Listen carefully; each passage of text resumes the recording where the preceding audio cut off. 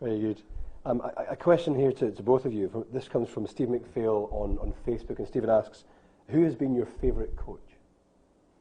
Well, I will allow you not to say Gregor Kelly. Who's been my favourite coach? That's quite a tough one, because there's been so many. I think it's hard to single out one coach. There are various coaches have helped me out at different stages in my career. When I first started off at the Borders, Steve Bates was there, and even before that, when I was at Melrose and at school, going back as far as that. So it's very, very hard, I think, to single out one coach. And what I try and do is I try and keep on learning and keep on picking up bits of information from whichever coach I'm working with. Gregor, you've obviously met a number of coaches and different guises, and any sort of standout ones for you?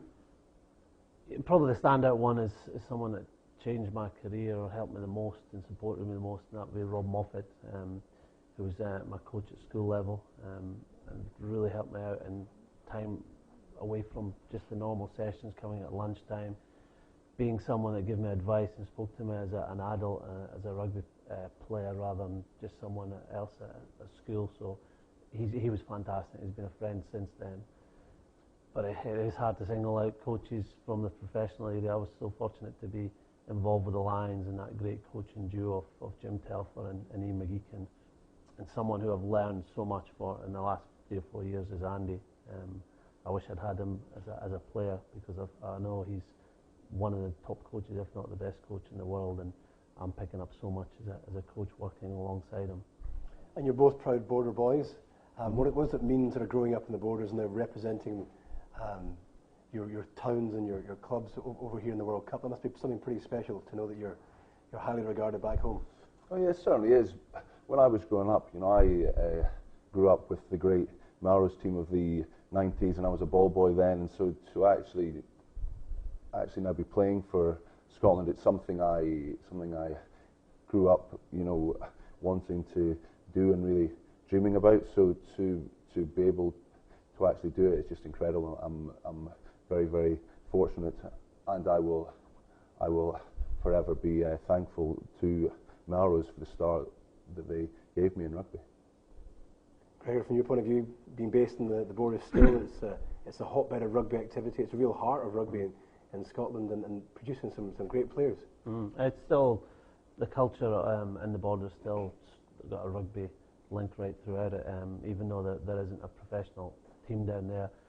I've seen a lot of Border supporters out here, a lot from St Boswell's, which is the town I live in now, so it's good to see everybody getting behind the team coming out here.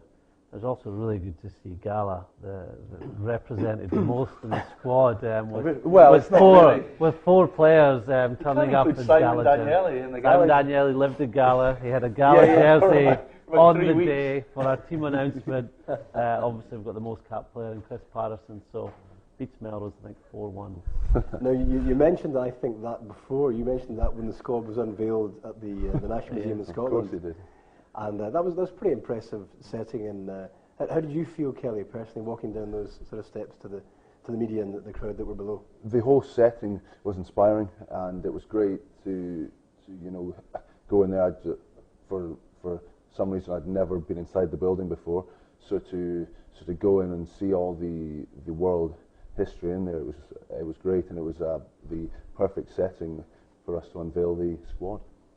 Now, we have a question here from Lee Simpson. Lee asks, when and if you play the All Blacks, and after they have done the haka, do you fancy doing a Highland fling right back at them?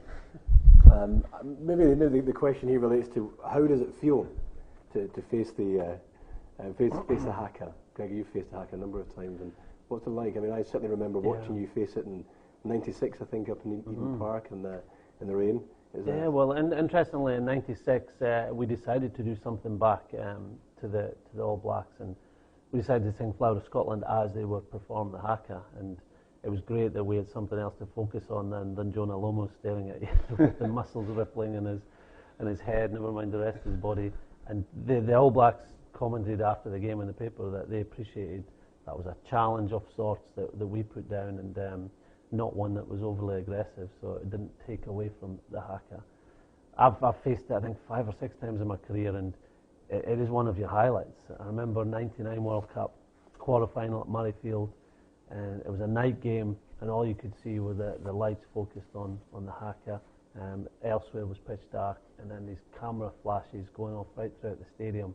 You're thinking that there can't be a better place in the world to be just before a huge game when you're facing an iconic moment in sport. And as a player, you tend to pick on the standoff. Well, I certainly did. Someone like Andrew Mertens, who wasn't as scary as some of those forwards, shouting and sticking their tongue out at you. Kelly, for you, what does it mean to sort of be in front of the haka?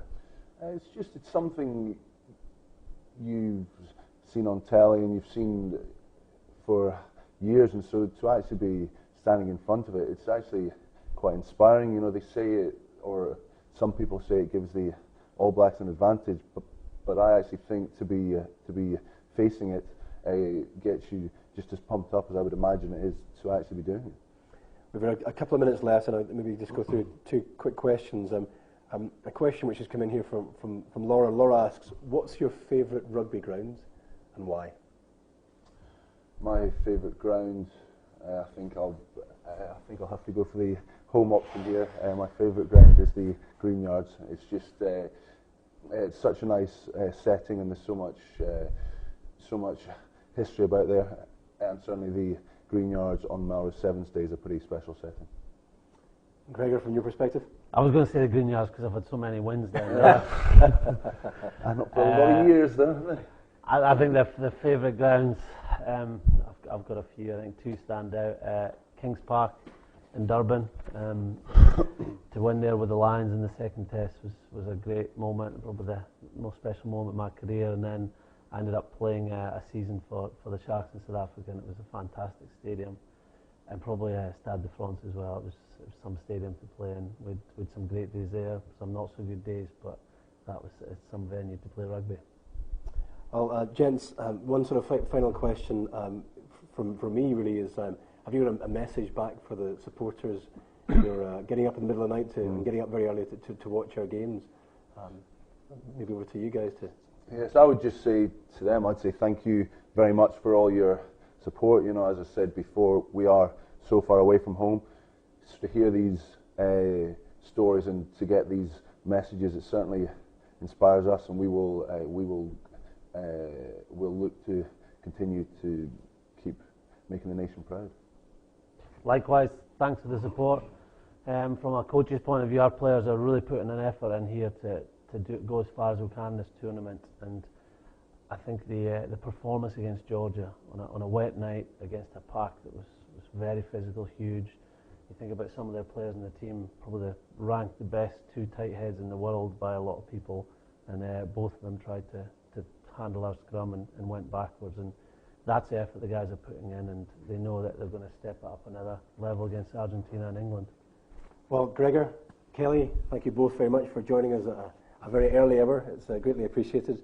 And thank you to everyone that's been watching back on ScottishRugby.org and the RBS Scottish Rugby Facebook account. I hope you've enjoyed that. We have 3 more instalments with players and coaches over the next couple of weeks.